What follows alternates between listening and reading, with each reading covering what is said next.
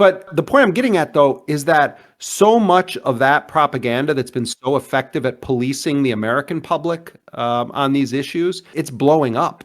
And I also think that the world is actually quite horrified that Joe Biden, the man who saved the world from Donald Trump and could have had a nice 4 years of Grandpa Joe in power, has revealed himself, like those of us that followed his career knew this, but has revealed himself now to the world to be an enthusiastic supporter of the annihilation of one of the most victimized groups of people on the planet, whose concentration camp has now been transformed into a killing cage, subjected to regular bombardment by American bombs. I think we're entering a different world right now, and it is going to be a shit show in the American election in 2024 because I think there is a difference between Biden and Trump. I think it's possible that Trump would have actually been doing U.S. drone strikes in Gaza. I've never bought the notion that Trump is some kind of dove or something like that. No. But of course not. I mean, this is a continuation of Trump's policies. This is the Abraham Accords. That's not an argument. Yeah.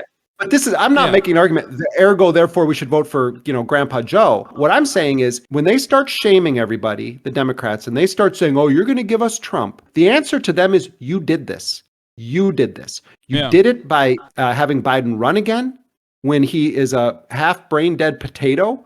You did it by supporting enthusiastically the extermination of the people of Gaza, by saying there's no red line to what Netanyahu can do.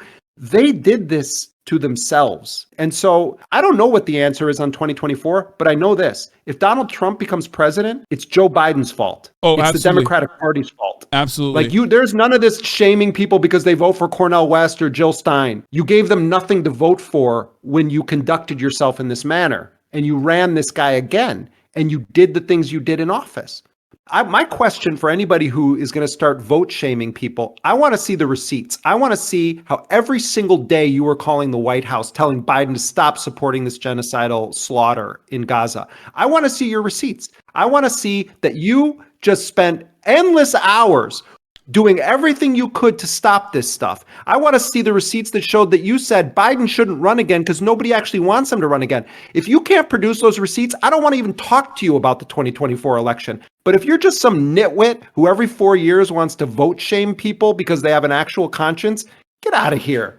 I mean, you're not a serious person. You're a cog in a machine. Go find one of the many Palestinians that live in the United States whose family members have been collectively murdered with American bombs, and sit down with them and you tell them why they should be voting for Joe Biden. That's what I want to hear. Don't make the case to me or Hassan. Make the case to a Palestinian whose entire family in Gaza has been killed on why they should be voting for Joe Biden. Like that really is the gold standard here. And if your case is, oh my God, I spent every waking minute trying to stop the war in Gaza. Okay, you're a person that I actually think should be listened to and taken seriously. Short of that, go away.